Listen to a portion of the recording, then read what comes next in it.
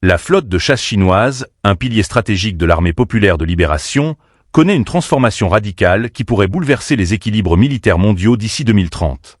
Tandis que la montée en puissance de la marine chinoise capte une attention internationale croissante, la modernisation rapide de ses forces aériennes semble passer au second plan.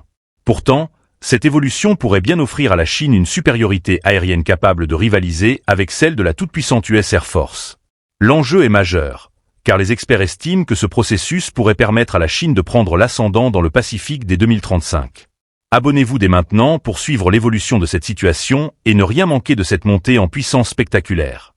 Depuis la fin des années 2010, les forces aériennes chinoises ont amorcé une transformation progressive, mais décisive, en introduisant des appareils comme l'avion de transport stratégique Y-20, sa version de ravitaillement en vol Y-20U et le système d'alerte aérienne avancé KJ-5 Cependant, ce qui frappe aujourd'hui, c'est la rapidité de la montée en puissance de la flotte de chasse chinoise.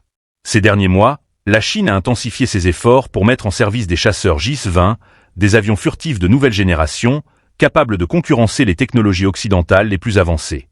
D'ici 2030, la Chine pourrait atteindre un niveau de capacités aériennes qui lui permettrait de rivaliser avec les plus grandes puissances aériennes mondiales. La montée en puissance de la flotte de chasse chinoise est un processus qui s'accélère, et si la vitesse de développement de ces appareils se maintient, la Chine pourrait bien disposer d'une force aérienne d'envergure. Les experts militaires affirment que la modernisation de ces chasseurs, conjuguée à l'augmentation de leur nombre, permettra à la Chine d'obtenir une supériorité régionale. En particulier, dans le théâtre stratégique autour de Taïwan, la Chine pourrait dès lors imposer une dominance aérienne.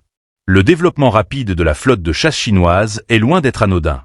Si la Chine parvient à atteindre une parité technologique avec l'US Air Force dans les années à venir, cela pourrait totalement redéfinir les rapports de force dans le Pacifique. À terme, vers 2035, la Chine pourrait se retrouver en mesure de surpasser les capacités aériennes des États-Unis, ce qui pourrait remettre en question la dominance américaine sur cette région stratégique. La course à la supériorité aérienne dans le Pacifique s'intensifie, et la Chine semble bien décidée à jouer un rôle central dans cette nouvelle ère militaire.